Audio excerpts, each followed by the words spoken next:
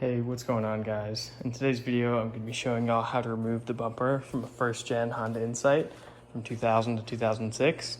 Before I get into the video, I want to clarify that this is how I'm going to be removing my bumper. And what I mean by that is that I have some custom stuff done and I'm missing some aero panels underneath. And because of that, I'm thinking I'm going to be missing other stuff that a good condition Insight owner might have to remove.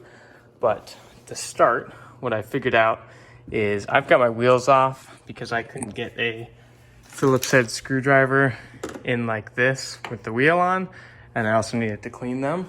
But you're gonna have 3 screws on the bottom here you're gonna need to undo, as well as these 2 pop tabs here and here. I'll also be removing these to refinish my headlights. And I want to do it while they're off the car. And 3 more on this side. So from there, you're gonna start peeling this fender liner back. There will be a Phillips head screw that goes right in there. You'll unscrew that.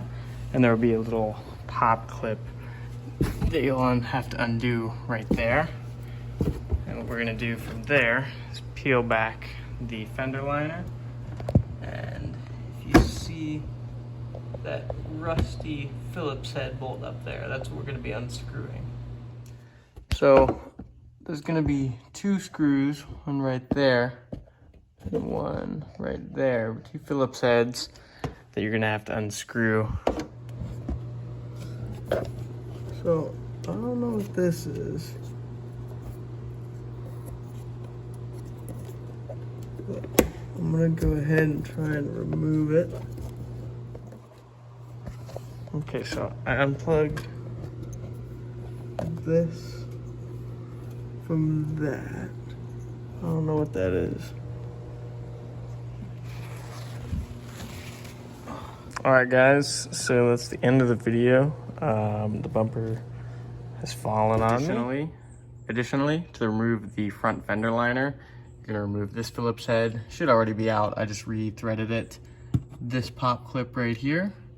One more there, one in the top center, one there, and the final pop clip is underneath, as well as these 2 Phillips head screws, this one right there, there's one top center, and this one. I think I did forget to mention this clip right here, but once everything else is released, what you're gonna do is essentially feed your finger through there, and then just slowly pop it out and you'll be good to go. More than likely there's going to be a lot. Oh, that's from the mouse that lived in my car. So I'm gonna put a trash can there and dump that out. It's gonna be a lot of stuff. So I'm gonna add a voiceover to this clip because I had an issue with this.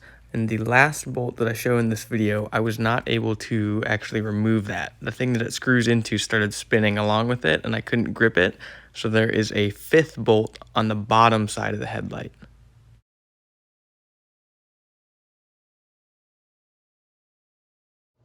So this is another part where my removal is gonna most likely differ from yours.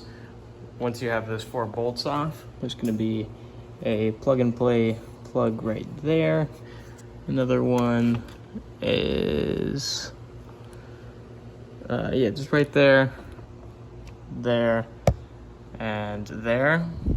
And you'll have to disconnect, I don't know what would be their OEM, but obviously I have these custom wires, which I will have to unplug. So after 240,000 miles, my connectors are so gunky that I could barely even see how they come undone. But this one, you're gonna press down on the pointed piece right there. It looks like an arrow. That's what you're gonna press down on. So as a better example, I've got the headlight flipped right now. This same plug right there, we're upside down right now. We're gonna push that little knob in. So I forgot to take another video after I removed it, but for the central headlight ballast that connects into everything, it's going to be kind of like a household style plug, and that is accessed by removing that black rubber cover on the headlight and then sliding the plug out essentially. So the pictures on screen is the before photo. The one you're about to see is the stage while I was still done sanding, but I hadn't clear coated it. And this photo right here is after I clear coated it. I used Chris Fix's video on how to restore headlights. After I was done with letting the clear coat dry for about 2 or 3 days, I sanded them down with 3000 grit sandpaper to remove the orange peel, and they were pretty hazy. Of course, that's to be expected after sanding, but I used McGuire's Plastics polish to renew them, and now they look brand new. And these were the photos I took inside the Honda dealer today. Thanks for watching, guys.